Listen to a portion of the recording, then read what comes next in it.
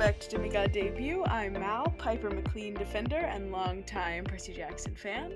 And I'm Julie, Percy Jackson newbie and Piper McLean super fan. I love how we have Once again, we are the same. We really are. It's so funny.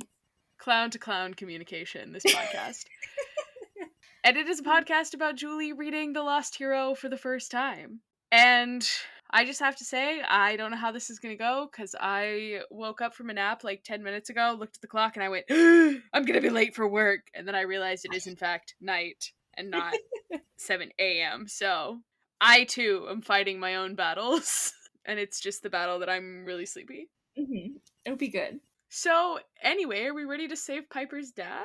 Let's do it. I'm so excited. These were good chapters. These were good chapters. Lots of good fight scenes for you. You know I love a good fight scene. And also lots of good, character stuff to unpack for me. Yes. So, loved that. Alright, so chapter 41 is a Leo chapter. And so we are taking a taxi to the top of the mountain and end up having to stop because, number one, it's blocked off. And number two, the taxi's wheels are starting to sink into the road, which, is what happens when you're fighting Mother Earth.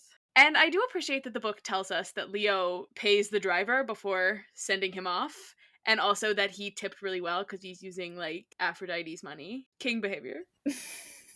I mean, if you're using somebody else's money. Oh, absolutely. Because I don't feel like the gods would be very good tippers. Probably not. They'd probably be like, oh, how's 15%? That even feels generous. Actually, I think it would depend on the god. Mm-hmm.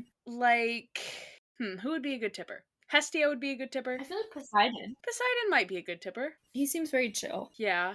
I mean, Zeus, definitely not. No. Zeus would be... Did you see the story of that guy who, I think it was a Reddit post.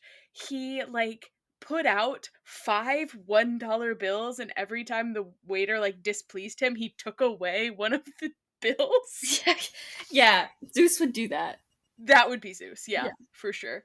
Zeus is just the worst in every situation, so... So true. Of course he would be a bad tipper. I feel like Artemis would be a good tipper, but only if the waiter was a woman, because she supports women. Aphrodite would probably just leave everyone with her number as the tip.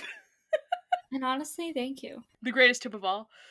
Anyway, then, from the top of this mountain, Jason starts pointing out, places that he can see. And a lot of these places I've never heard of, like Concord and Walnut Hill. But he does point out Danville, and all I can think when I hear that is Phineas and Ferb. Hey, Jason, I know what we're going to do today.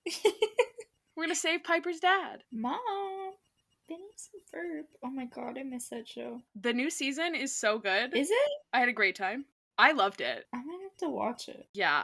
Jason also points out the Berkeley Hills and San Francisco. And Piper's like, hey, do you remember this? And he's like, no, it just seems important.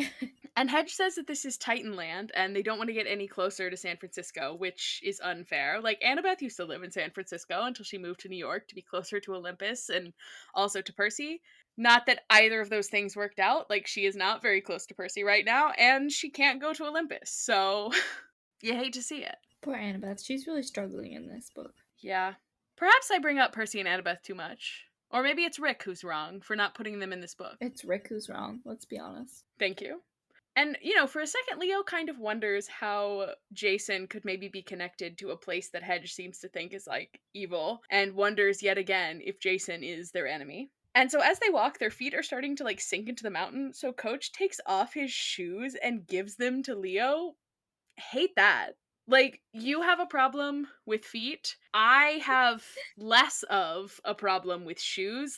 If someone handed me their shoes, I would be very grossed out. But, if somebody handed me their foot, well, okay, as long as the foot was still attached to their body, it wouldn't freak me out. But, if somebody was like, hey, can you hold this? And it was their foot, I would be like, yeah, that's kind of weird. Okay.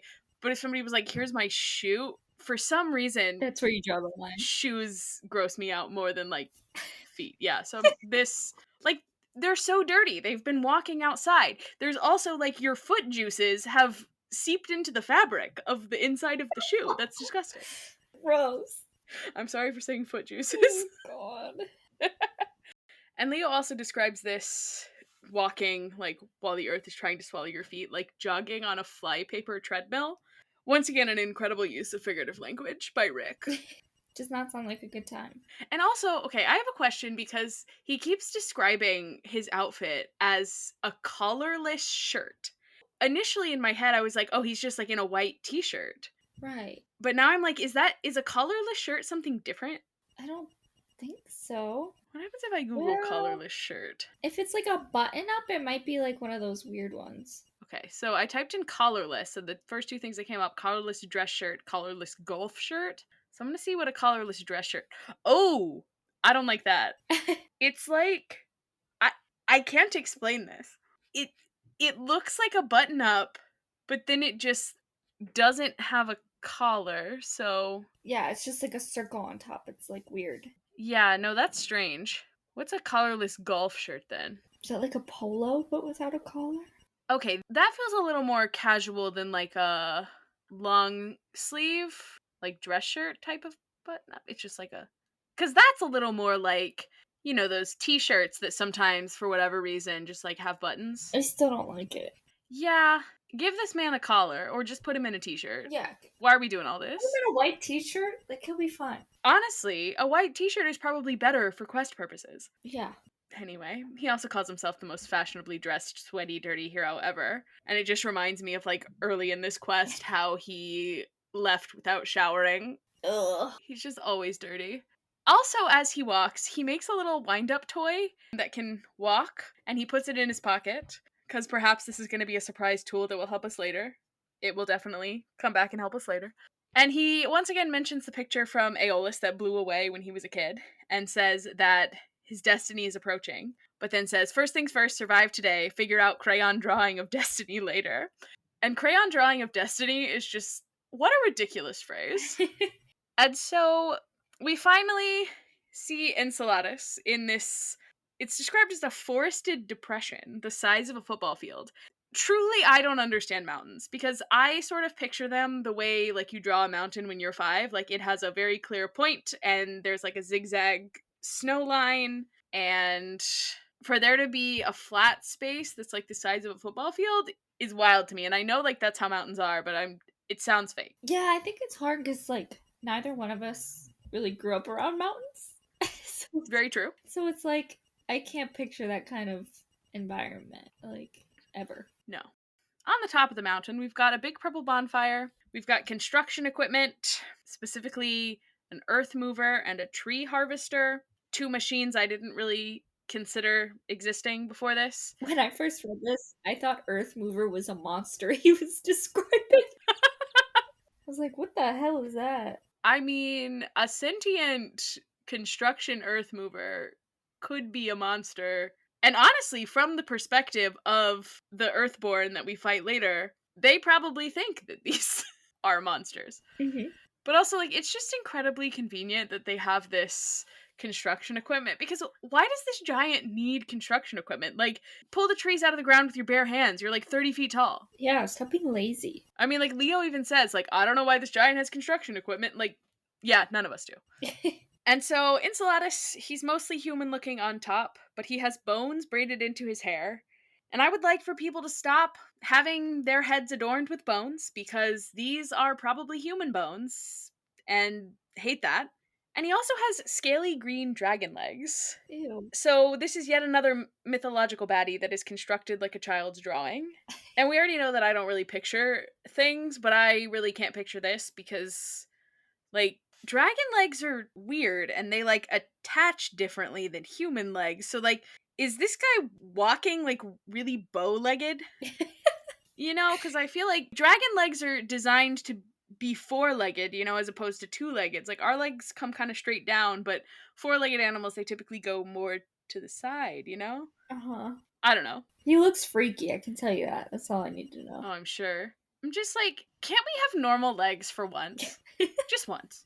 And Coach also wants to fight him alone, because of course. That's always what he wants to do. And Piper then spots her dad unconscious and tied to a post.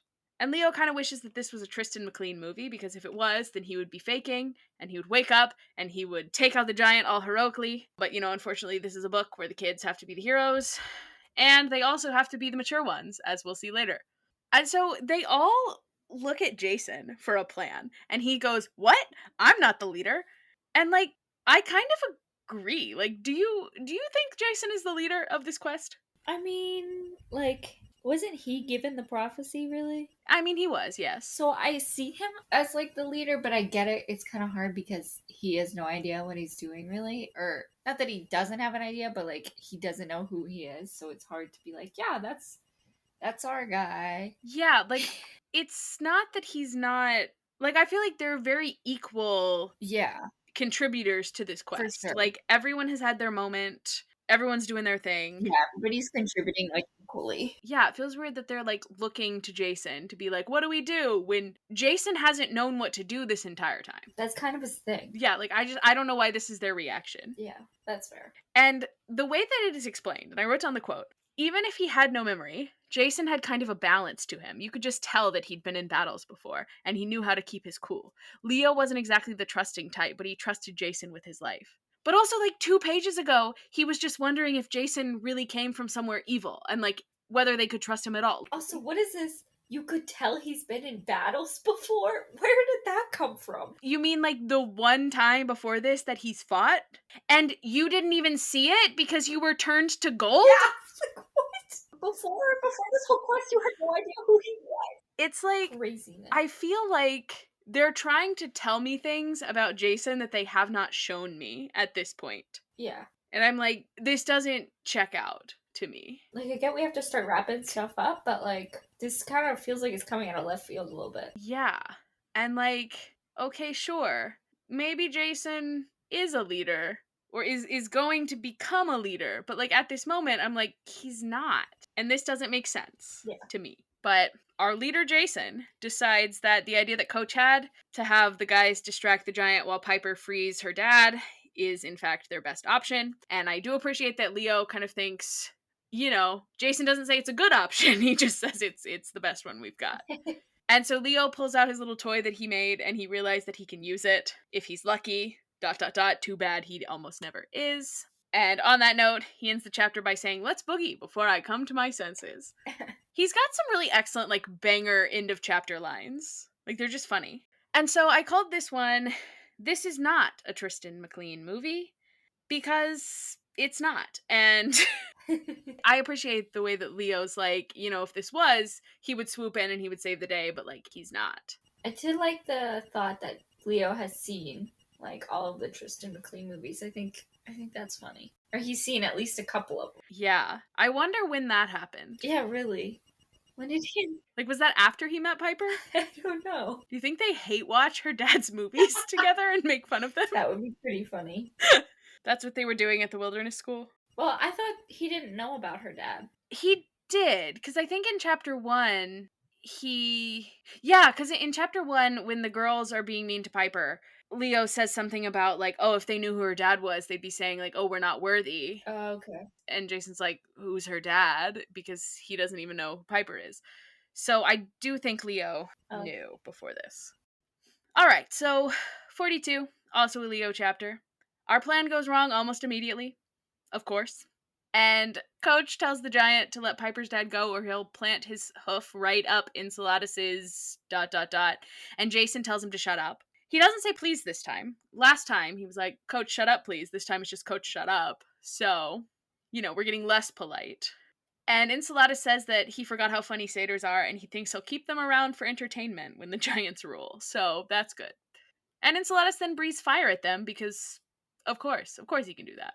And fortunately or unfortunately, he catches Coach's bright yellow suit on fire. So, the evil has been defeated. Right.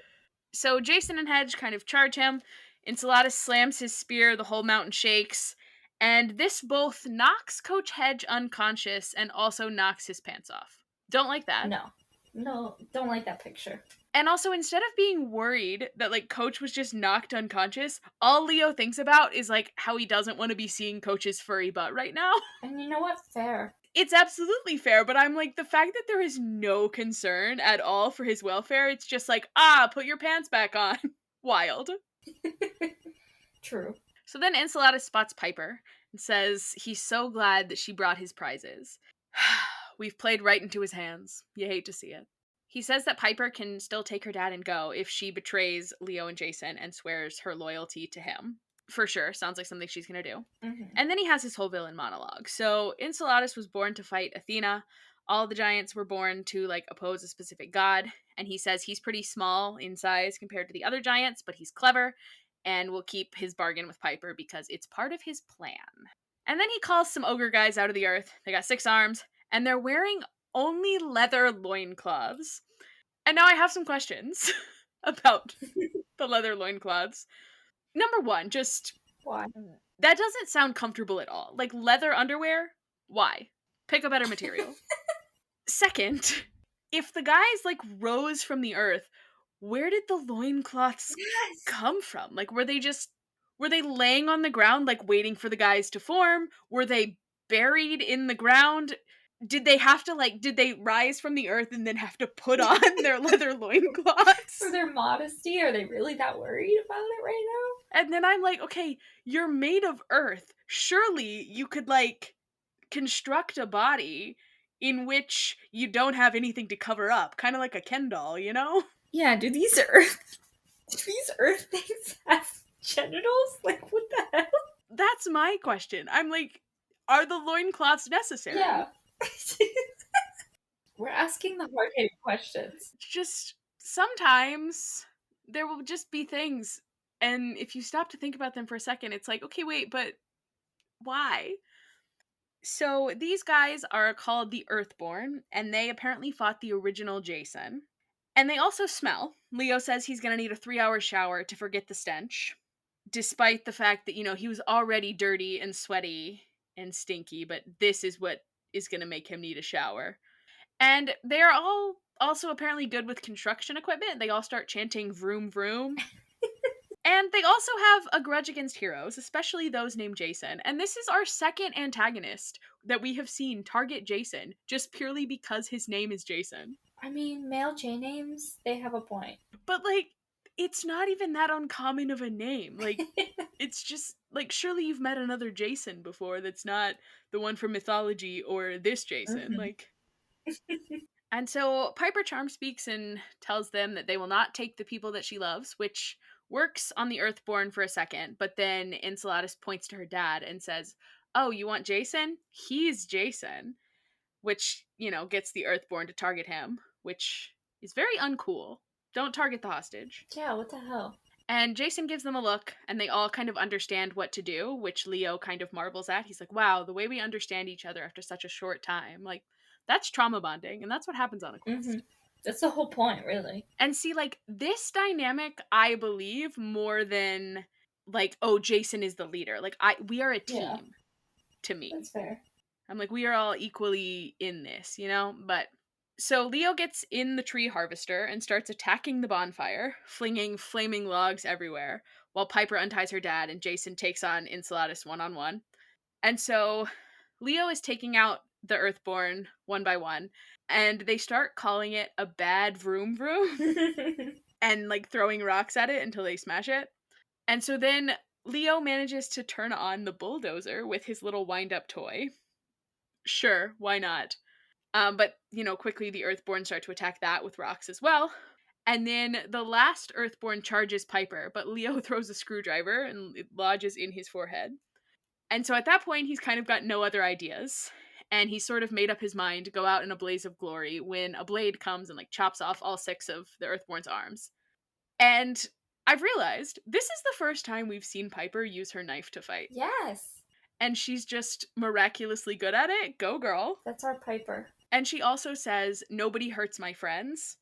And this makes Leo feel all warm and fuzzy because he realizes that she's talking about him. Like, he's so me. I could be friends with someone for like 10 years, and the second they're like, "You're my friend," I'm like, "Oh my gosh, really? Are you sure? You really like me? Do you like me? Check yes or no." But we don't have time to dwell on the warm fuzzy friendship feelings because Jason is fighting Enceladus and it is apparently not going well. And so that's 42. So I called this one Vroom Vroom because I thought that it was funny that they were calling the machines Vroom Vrooms. But like I said last time, I really wanted to add like an expletive at the end, like make it like a vroom vroom bitch, because I feel like in his heart, that's what Leo is saying to the Earthborn, like as he fights them in these machines, like vroom vroom, bitch, 100% he's thinking that. killing it. I also was like, maybe we call this like the power of friendship, just because I think that ending moment is cute. But I don't know. I kind of like vroom vroom. Vroom Vroom is good. I like it. Just wish we could add bitch at the end. I mean, we could. There are no rules. It's our podcast. We do what we want. I like it. All right, vroom vroom, bitch. 43. It's another Jason chapter. Or no, this is our first Jason chapter of we've been doing Leo. Okay, scratch that. 43 is a Jason chapter. The way Leo has some banger ending lines, Jason also has some really funny beginning lines because he does a lot of like telling us where the chapter's going to end and then kind of backing up and telling us like how we got there. So this one starts with when Jason's lance broke, he knew he was dead. And then he sort of backs up to the start of the battle and he's like, it started okay. He's kind of using this training that he doesn't really remember, but it's coming in pieces. And he's like, I know how I have to pace myself. I have to wear down my opponent. He's much bigger than me. And so I can use my size and my speed to get him. He also stabs Enceladus in the ankle, which kind of reminds me of Percy stabbing Ares in the ankle when they're fighting one on one. Oh. I don't know if that's supposed to be like an intentional parallel, but it did remind me of that. Mm-hmm. And so, pretty quickly, Enceladus starts learning his moves, and he's just getting more and more enraged. Also, friendly reminder, you cannot defeat this guy. You need a god and a demigod working together, and we are fresh out of gods, just by the way. And so, Jason's getting pretty tired, but he has to hold Enceladus' attention while his friends rescue Piper's dad and also take out the Earthborn. And then the giant smiles at him and says, quote, the mighty Jason Grace. Yes, we know about you, son of Jupiter, the one who led the assault on Mount Orthrus, the one who single-handedly slew the Titan Krios and toppled the Black Throne. Okay, lore. We're just gonna casually drop that in there. You're like, what? And that's crazy lore. Like, Jason has no idea what he's talking about, of course. And it, like, distracts him long enough for Enceladus to blow fire at him, naturally, because imagine somebody just dropping that, like, hey, you slayed a Titan and you don't remember it. Honestly, iconic though. And it kind of makes me think of when we were at Aeolus's and he couldn't remember the sea monster that he had fought. And Aeolus was like, must not have been a good sea monster. Like, it must not have been a very good Titan if you can't even remember it. And so we don't know that this is true, and we also don't know what happened. But do we think that Jason has a more impressive reputation than Percy? In that, like, do you think that the giants refer to Percy as like the slayer of Kronos? Um, Or do they give that credit to Luke? no, I think they should give it to Percy. I mean, I kind of do too, a little bit. So because like nobody was really there, so I would assume you would walk away thinking like, "Oh, hey, Percy killed Kronos." Yeah. But I don't know, it's interesting. Cuz also like we don't know what happened with Jason, so it could have been a similar situation True. in which he didn't actually do the slaying, but like the reputation just kind of came with what happened. And so Jason kind of knows that he's got enough gas left in the tank for one good lightning blast. And he sort of hears Lupa's voice in his head tell him that death in battle is honorable, which is unhelpful. Yeah, don't love that. And also kind of a wild thing to be telling children. Jason runs at Enceladus, tries to stab him, but he anticipates the move and manages to snap Jason's javelin. And back at Medea's, she warned him that Imperial gold was volatile and not to break his weapon, and we sort of see the consequences of that here. There's like a big explosion, it blasts a huge cone shaped pit 30 feet into the mountain, and we've also turned the ground into glass, as lightning can do. This kind of takes Jason out. Like, he doesn't have the energy to get up, and unfortunately, Enceladus is still alive. So it's looking like this is going to be the end for Jason. And so the chapter ends with Enceladus raising his spear over Jason and saying that he's about to be the first sacrifice to Gaia. So, not great. Yeah, don't love that. And so I called this chapter Riptide is officially better than Jason's coin sword because Riptide still exists. Riptide's not broken. Okay, fair enough. Fair enough. But it was pretty cool when it broke. Oh, yeah. Such a cool coin sword. However, not useful anymore. Also, I can't remember if I said this before, but like gold is a pretty soft metal. Why would you make weapons out of it? Fair. Diamonds, on the other hand. Let me get a diamond dagger or something. Exactly. Minecraft knows what's up. Yeah. Another option for a title would be like Jason blows up or something, but I like your title. I think the debate has been resolved. yeah, it also like it kind of sucks that we were introduced to this coin sword and it was with us for so short a I time. know. I like learning about the weapons. It's fun. Like this could have been such an iconic thing for him to have like throughout this series and yet Nope. nope, the end. All right, so 44, another Jason chapter. I'm a big fan of just how done Jason seems at the start of this one. He's like, time is slowing down. How annoying, given that I can't move. And he also feels himself kind of sinking into the earth, which isn't great. And he also wonders what happens to him if he dies with no memories. Like, do heroic deeds count towards Elysium if he doesn't remember doing them? And it's a very good question because, on one hand, the gods aren't really fair, but on the other, is it the dead's responsibility to prove, like, their deeds? Huh. Because I'm thinking, like, in court, the burden of proof is on the prosecution, Right. you know? So, is the burden of proof on the underworld or is it on the hero? I don't know. Very interesting. I don't know how all this works. I just know that one of the judges is Thomas Jefferson, and that still takes me out. Yeah, he's the authority on morality.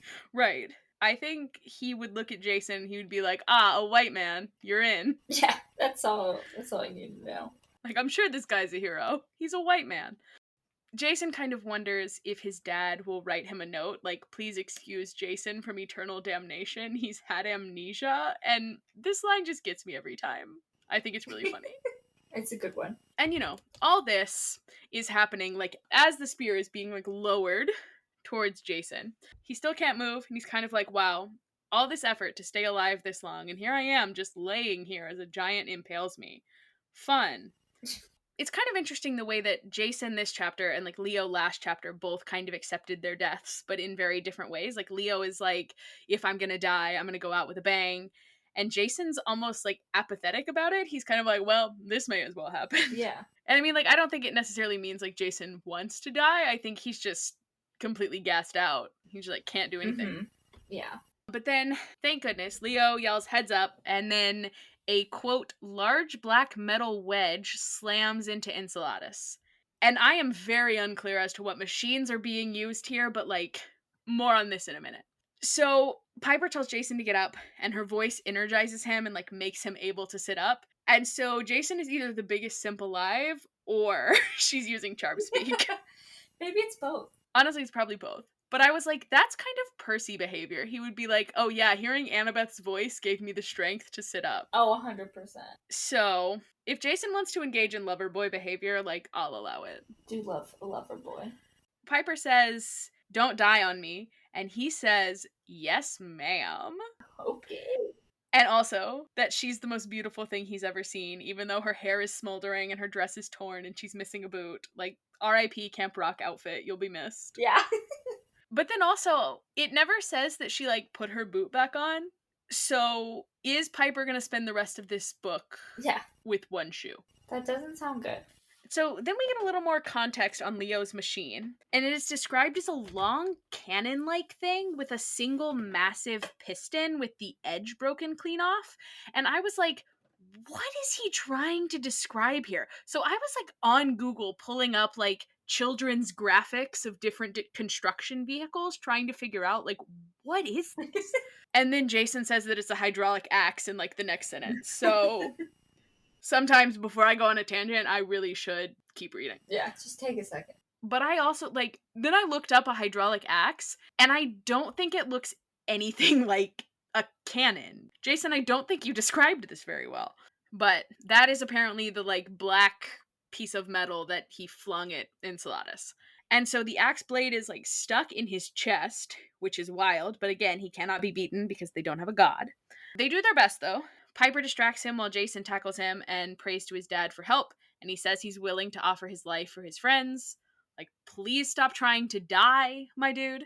And then Jason smells a storm and he yells at his friends to hit the deck. And lightning surges through his body and splits the mountain. And Enceladus starts like falling into the chasm. And on his way down, he's like, "You haven't won. My brothers are rising and they're 10 times as strong." So that's something we have to look forward to. Yeah, don't love that. And then he falls into the crack in the mountain. Back to mommy, I presume. Also, Jason almost falls in, but Piper and Leo grab him and pull him back up. So nobody will be falling into a giant chasm today, but there's always tomorrow. So then Coach, who was previously unconscious, just by the way, if we forgot that part, gets up, looks at all the carnage, and goes, "Did I do this? What? Coach, Come on, be please." so for real. Yeah, I'm like, I need you to take this a little bit seriously for like 10 seconds, please. And then finally, for the first time, we get to really see Piper's dad, and he is unwell. I put all caps, unwell. And Jason says he and Mr. McLean have opposite problems. Jason has no memories, and Mr. McLean has too many. And I do appreciate the way that he only refers to him as Mr. McLean. That is the way that you should refer to your girlfriend's father, at least initially, I think. And so Jason then asks Leo to make a bullhorn so Piper can yell at the helicopter that is conveniently flying above to hopefully get them a ride. And so that is chapter 44. And so for this one, I kind of just pulled my favorite quote from the chapter.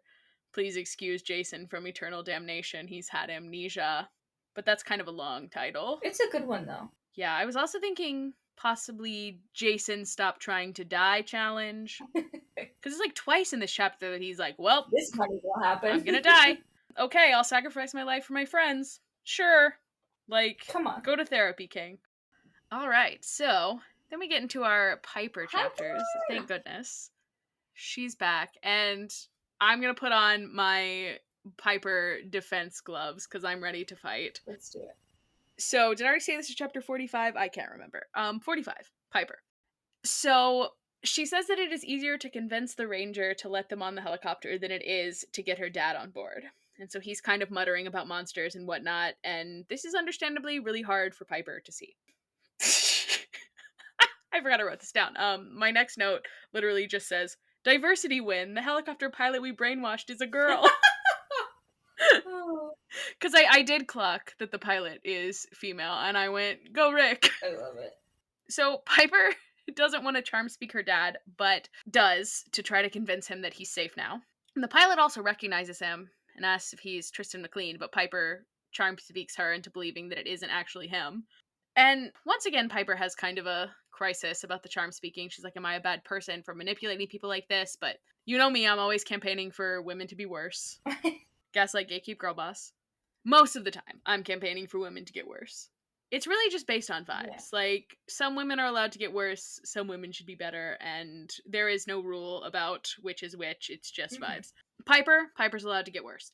So, Piper's dad says that he was told that she would die, and also that her mother was Aphrodite. He also says that she and her friends are heroes and that he's proud of her. But he kind of says it in sort of like a trance, so he's really not doing well with all of this. And so she considers giving him the memory potion, but doesn't really want to now that her dad thinks she's a hero and like knows who she really is. And he's proud of her for the first time. Like, Aw, this is devastating. poor Piper. Like, the tragedy of having to make this decision for your father at age 15. Yeah.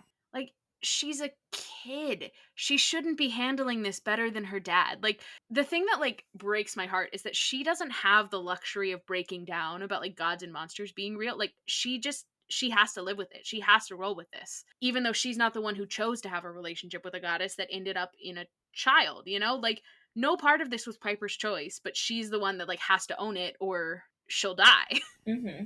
I really enjoy getting to see some of the different ways that mortals' lives are negatively affected by their relationships with Yeah. gods. Because I feel like the parents that we really engaged with in the original series would be like Percy and Annabeth's parents. And they felt like they had very normal relationship problems, Mm-hmm. you know? I mean, other than Annabeth's dad being, like, gifted a mind baby, Yeah. most of their problems were, like, they had to do with being left, like, by this person that they had a kid with and, like, becoming single parents, you know? And, like, those are very normal problems that could have happened with a mortal as well. But it feels like we're seeing more parents in this series whose lives are more affected because they fell in love with a god. Hmm. And I know we brought up May Castellan before as like being kind of similar to Jason's mom, but it almost feels like she has more agency in her own downfall than like Jason's mom or Piper's dad, because it wasn't like knowing about the gods, like knowing that she fell in love with Hermes. That wasn't what did it. It was like her making an active choice to try to like be more a part of this world, Uh-huh. you know? Right. Meanwhile, like Jason's mom and Piper's dad, it's like just the fact that they learned that they fell in love with a god or a goddess, like that's too much for them. Yeah. And that's like it's so interesting. But anyway, TLDR, Sally Jackson, the one good not dead parent in this It's series, and true. I stand by that. Agreed.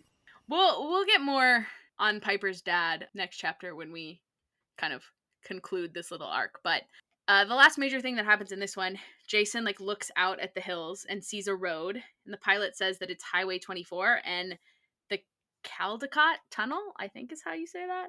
Jason doesn't explain anymore about like what he thinks this road might be. He just kind of keeps staring at it.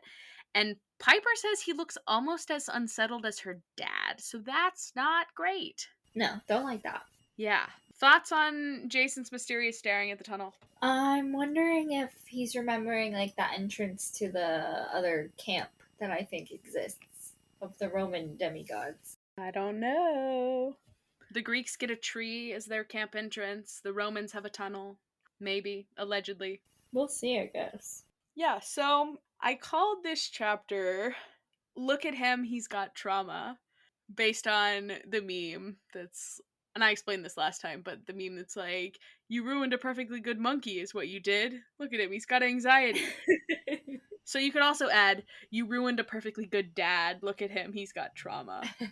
But that was too much of a spoiler to like use as the whole title. But Fair enough. other chapter title thoughts for that one? Oh, I like that one. These were good ones. Thank you. I felt okay about these chapter titles.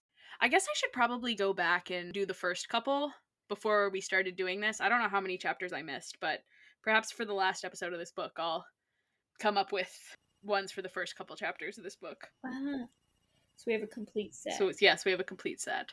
It'll be great. All right, one final chapter for this one. 46 is also a Piper chapter. Piper convinces air traffic control to let them land.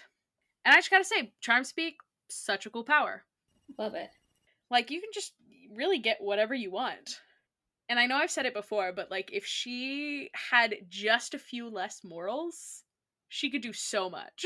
We can rule the world, honestly. Like, Drew is so busy, like, making life hell for her siblings. Like, she should be conquering the world. Honestly, yeah.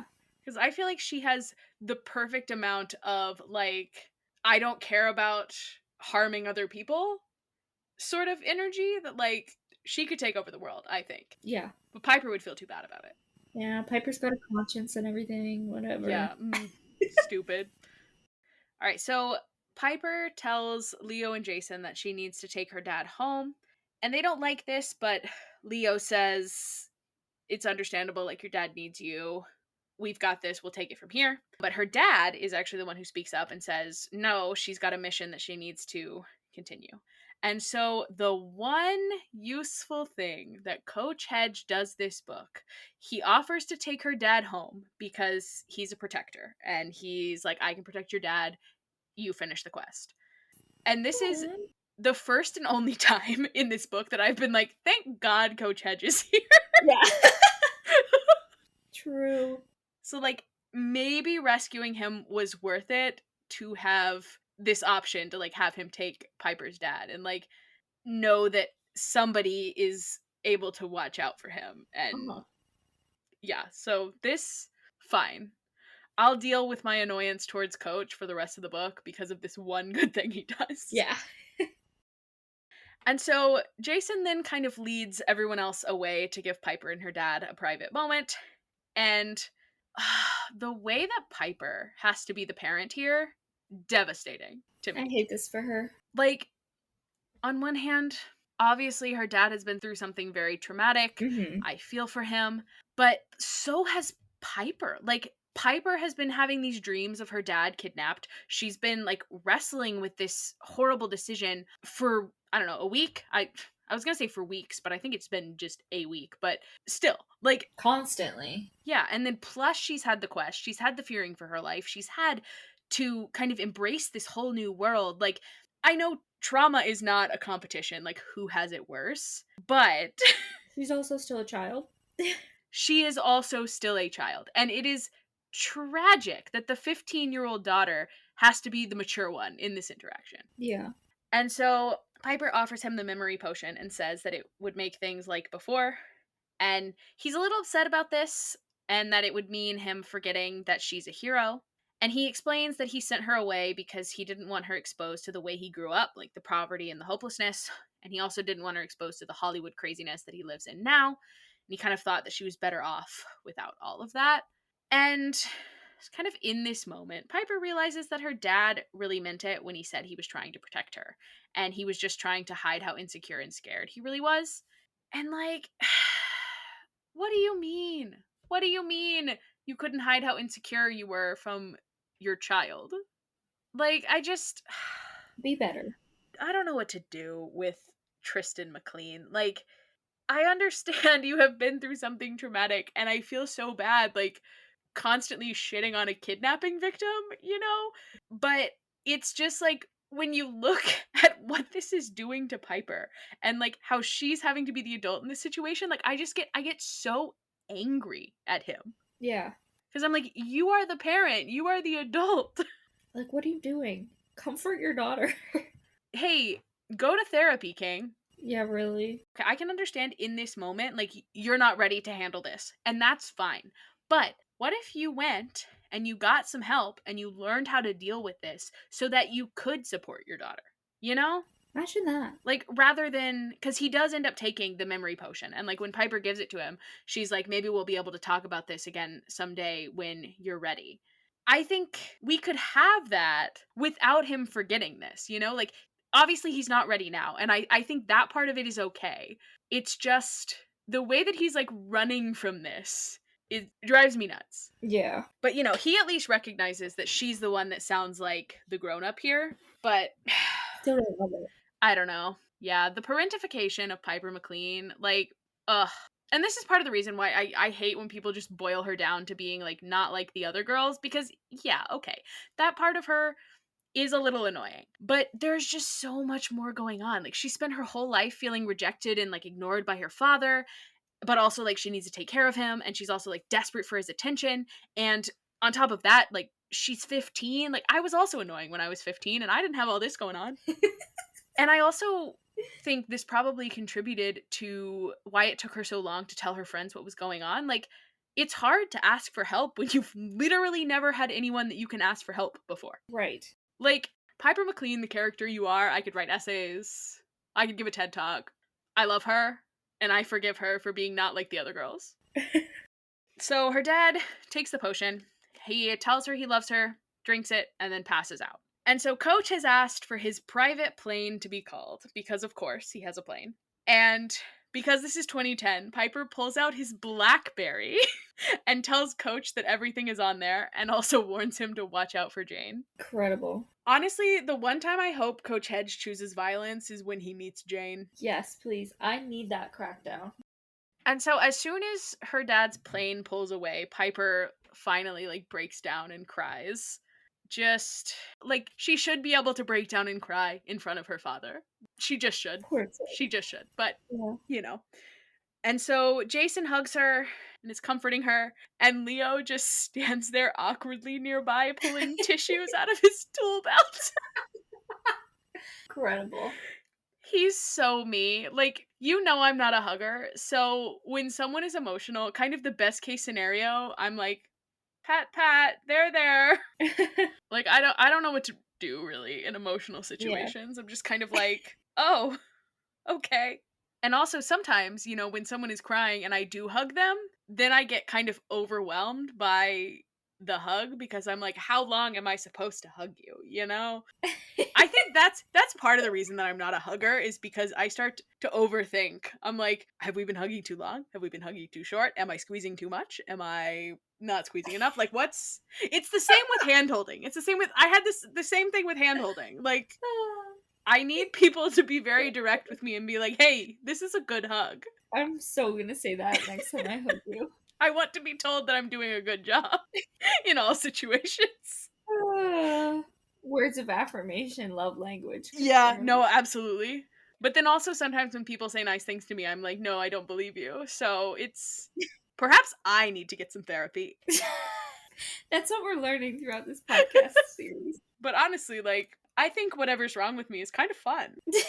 It's nothing serious. What's happening? I really lost. People was crying. Piper was crying.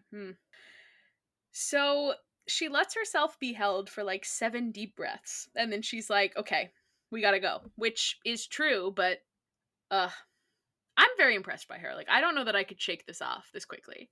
Hmm. And so she wants to tell them how much them like risking their quest to save her dad meant to her, but she also can't get the words out and ends up being saved by an iris message from Thalia. And there is a fight of some sort going on behind her. She says they found Hera, and our trio needs to get there by sunset or it'll be too late. And Piper is very excited to hear that it's not already too late. Jason still hasn't figured out where the Wolf House is, but Thalia says it's in the park where they took their last trip. And she also says something about Jack London. And Piper says this means nothing to her, but Jason looks like he's been shot? That feels like an overreaction to me, but sure. Like, of all the things, this is your "I look like I've just been shot" reaction? I don't know if it warrants that. Hmm. So Piper then asks the pilot if they can use the helicopter again, but Jason says they can't take a mortal into battle. Glad he thought of that. And he asks if Leo can fly it instead. And listen, if Annabeth can figure out how to fly a helicopter as it is actively crashing, I think Leo, the Machine King, can do this. Yeah, he can figure it out. And indeed, he does. He simply touches the machine and spits out a bunch of information about it and decides that, yeah, I can fly it. And Piper says, and I quote, "You don't have a problem with an underage, unlicensed kid borrowing your copter, do you? We'll return it." Do you think they'll be returning this helicopter? I can't say that they will. I find it very hard to believe. I mean, it does feel like with the way things have been going, doesn't seem likely. No. And I'm gonna say I do not remember what happens to the helicopter. So for all I know, they could So return it's it anyone's safe and guess. sound. So it's really anyone's Yeah. guess. Great. So then we get kind of a weird end of chapter line to kind of tie this all up from Leo. He says, "Hop in, kids. Uncle Leo's gonna take you for a ride." Why is he their uncle? Yeah, I didn't love that. I mean, I it is better than him being like, "Daddy Leo's gonna take you for a ride," but Ew. Ew. like that would have been worse. But Uncle is also weird. Uncle's also not great, yeah. So the title that I gave this one is Leo commandeers a helicopter, even though that only sort of happens at the end. But I don't know. Could also be Piper parents her dad, but that's a little too sad. Yeah. Yeah. Or we steal a helicopter. That's also good. All right. Any final thoughts about these chapters before we get into your predictions? Well, okay, first of all, how many are left? We have 10 chapters left, 2 episodes. So I really want to learn more about that I think that there's a camp of Roman demigods. I want to find out if that is true or if I'm just delusional. I would like some answers. Answers would be good. Yeah, but other than that, like we're getting kind of some memories from Jason, so I'm excited to see what he remembers and to see Thalia again because she's a queen. Yeah, and she was here so briefly. Yeah, I need more. Like we saw the hunters for like 2 chapters and then they were gone. No, what the hell? All right, so next time we're doing 47 through 51. 47 is a Leo chapter, and I have called it Leo Overthinks Not Overthinking. So I think this might have something to do with him trying not to like overheat again. or something. Like, Hmm. and I don't know, start a fire feels important. that, that he might have to concentrate to prevent that from happening. Interesting. 48. I have called nice to see you again. At first, I kind of wanted to make an ice joke, but I'm like, you know what? Not very funny right now. So true. Yeah, because I did capitalize ice for Yeah, emphasis, but also when I capitalized that, I was like, ooh, that makes it look like yeah. So I think what was that girl's name? That like Ice Queen or whatever. Keone. Yeah, I think she's gonna be back. Could be. 49 is a Jason chapter. Called it Leo Resist an Irresistible Offer. He's really doing a lot of contradictory things. Overthinking, not overthinking, and resisting an Mhm. irresistible offer. I like to think that maybe again, what was her name? Keone. Peony. She like flirts with him or something because he is always like obsessed with girls. I guess like Very first true. it was her and then it was Thalia, and I'm like, okay. So like she like maybe flirts with him to try to get him to like abandon them or like do something against the quest, but it doesn't work. Maybe so.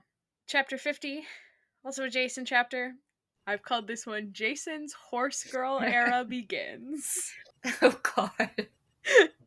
I actually have no idea. I'm just like horses will be involved and I'm guessing Jason's a very good rider, I guess. I don't know. Imagine there are no horses involved in this But chapter somehow. insanity. I like this chapter title. I think it's funny. Oh god. 51 is Piper chapter, and it is one of our last two Piper chapters, which is so sad. Mm. And I've called this one Her Majesty the Loose Cannon. I have a feeling this has something to do with Hera. I'm gonna say she is a loose cannon because I do not trust her at all. Yeah. And, they did spend the beginning of the book being like, hey, if we rescue Hera, is she just gonna kill us? She hates heroes. Yeah, what the fuck? So, but that's not the last chapter of the book. There are five more. So, So she can't kill them yet. surprise, actually the last five chapters of this book are there are five new narrators. Yeah. All right. Well, two more episodes for this book. I can't believe we're almost Oh my done with god. The Lost Hero. And I still don't know who Jason is. That's the craziest part. Like, I forgot just how much he's sort of just nothing. Like he knows nothing. Yeah. And it's so hard to enjoy him because I still at this point am like, I don't feel like we know Jason at all. Yeah. Still don't know him. Sorry to this man. All right, well, we will be back next time with 47 through 51. Catch you later. Bye. Hi, you can find us on social media at @DemigodDebutPod. You can also find the links to all of our socials in the episode description. If you enjoy consuming this podcast, please consider leaving us a rating or review wherever it is you are listening. See you next time. Bye!